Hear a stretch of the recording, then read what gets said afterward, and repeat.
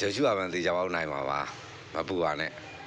ကျွန်တော်ဂျိုရှူအမန်နိုင်မယ်အကြောင်းရင်းလေးတွေတော့နည်းနည်းလေးတော့ကျွန်တော်လည်းပြောနိုင်သလားပေါ့နော်ကျွန်တော်ပြောတတ်သလားပြောတော့ရင်သလားကိုလေးပြောမယ်သူကပန်တူဂျာနဲ့ဆိုရင်အသက်အရွယ်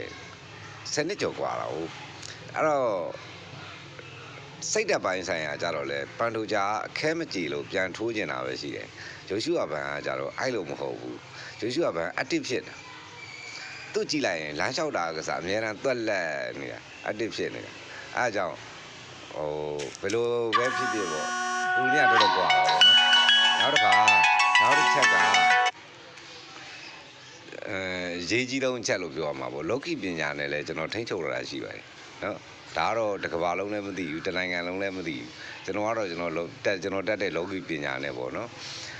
အာရှဂုံဆောင်အောင်ရဲ့ကျွန်တော်တို့ရဲ့မြန်မာနိုင်ငံဂုံဆောင်အောင်ရဲ့ကျွန်တော်ကူညီပေးထားတာပေါ့ဗျာနော်အဲ့ဒါကတော့ပထမပွဲဒီဂျေရှုအဘန်နဲ့ပန်လူဂျာနဲ့ထိုးတဲ့ပွဲမှာပန်လူဂျာအလိုရှုံးသွားတယ်ဆိုတာတချို့ကတော့ဒါအခက်မသိလို့ဖြစ်တာပေါ့ဘယ်လိုပဲဖြစ်ဖြစ်အခက်မသိဖြစ်အောင်လဲကျွန်တော်တို့ဆောင်ရွက်လို့ရတာပဲလေလောကီပညာနဲ့အဲ့တော့ကျွန်တော်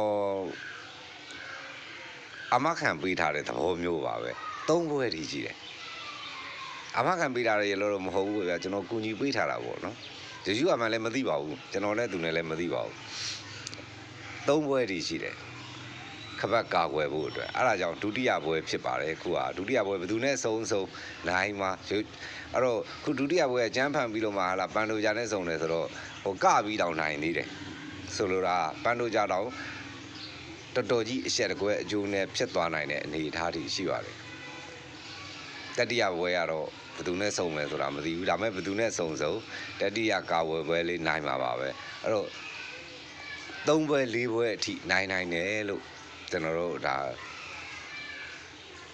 ဟိုအရင်ပထမအဆုံးကလေးကသိထားတယ်ပေါ့ဗျာနော်အဲ့လိုပဲပြောပါတယ်ဒါအလွယ်တကူပေါ့အားလုံးပဲကျေးဇူးတင်ပါတယ်